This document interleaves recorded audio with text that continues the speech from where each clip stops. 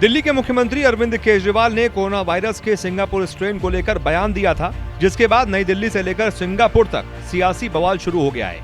केजरीवाल अपने बयान पर बुरी तरह फंस गए हैं। अरविंद केजरीवाल ने नए स्ट्रेन को खतरनाक बताते हुए सिंगापुर से आने वाली उड़ानों पर रोक लगाने की केंद्र सरकार से अपील की थी।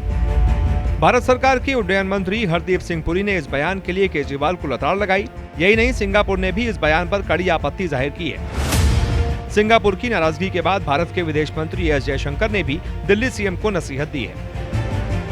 कोरोना की दूसरी लहर से देश जूझ रहा है, वहीं कुछ जानकार तीसरी लहर को लेकर भी सतर्कता बरतने की बात कर रहे हैं। इस बीच दिल्ली के मुख्यमंत्री अरविंद केजरीवाल ने कोरोना के सिंगापुर स्ट्रेन को लेकर चेताया था और भारत सरकार से एक्शन की अपील की थी।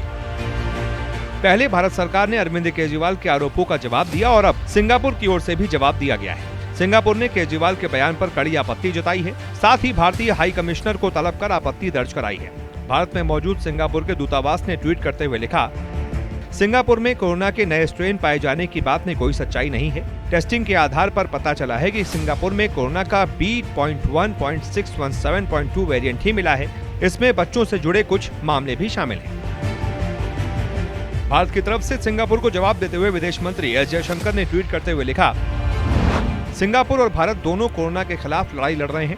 इस लड़ाई में सिंगापुर द्वारा भारत की जो मदद की गई है उसके लिए उनका धन्यवाद। मैं साफ कर देना चाहता हूं कि दिल्ली के मुख्यमंत्री का बयान भारत का नहीं है।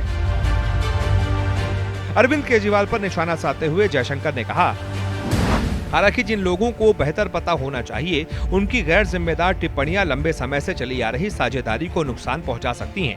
मैं स्पष्ट कर दूं, दिल्ली के सीएम भारत के लिए नहीं बोलते। इससे पहले सिंगापुर सरकार के स्वास्थ्य मंत्रालय ने भी केजरीवाल के बयान पर नाराजगी जाहिर की और केजरीवाल के बयान का खंडन किया। सिंगापुर के विदेश मंत्री विवियन बालाकृष्णन ने कहा, राजनेताओं को तथ्यों पर बात करनी चाहिए। कोरोना का कोई सिंगापुर वेरिएंट नहीं है। बाद में सिंगापुर के विदेश मंत्री ने एस जयशंकर के बयान का स्वागत करते हुए लिखा, जयशंकर आपका शुक्रिया। आइए अपने अपने देशों की स्थिति को ठीक करने और एक दूसरे की मदद करने पर ध्यान दें। जब तक सभी सुरक्षित नहीं है, तब तक कोई भी सुरक्षित नहीं है। विवाद तब शुरू हुआ जब दिल्ली के मुख्यमंत्री अरविंद केजरीवाल ने एक ट्वीट करते हुए लिखा, सिंगापुर में आया कोरोना का नया रूप बच्चों के लिए बेहद खतरनाक बताया जा रहा है। भारत में ये तीसरी लहर के रूप में आ सकता है। केंद्र सरकार से मेरी अपील है कि सिंगापुर के साथ हवाई सेवाएं तत्काल प्रभाव से रद्द हों। बच्चों के लिए भी वैक्सीन के विकल्पों पर प्राथमिकता के आधार पर काम हो। सबसे पहले भारत सरकार के उड्डयन मंत्री हरदीप सिंह पुरी ने केजरीवाल की क्लास लगाई। हरदीप सिंह पुरी ने ट्वीट कर लिखा, केजरीवाल जी, मार्च 2020 से ही अंतर्राष्ट्रीय उड़ानें बंद हैं। सिंगापुर के साथ एयर बबल भी नहीं है। बस कुछ वंदे भारत उड़ानों से हम वहां फंसे भारतीय लोगों को वापस लाते हैं। ये हमारे अपने ही लोग हैं। फिर भी स्थिति पर हमारी नजर है। सभी सावधानियां बरती जा रही हैं।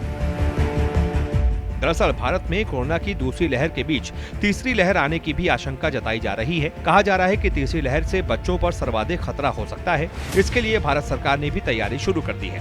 हाल ही में भारत सरकार ने बच्चों पर वैक्सीन के ट्रायल की मंजूरी दी है, लेकिन अरविंद केजरीवाल एक कदम आगे बढ़ते हुए इस पूरे मामले में सिंगापुर को घसीट ले आए, जिसके बाद हर तरफ उनकी फजीहत हो रही है। खुद भारत सरकार के मंत्रियों को जवाब देना पड़ा कि केजरीवाल का बयान भारत का बयान नहीं है।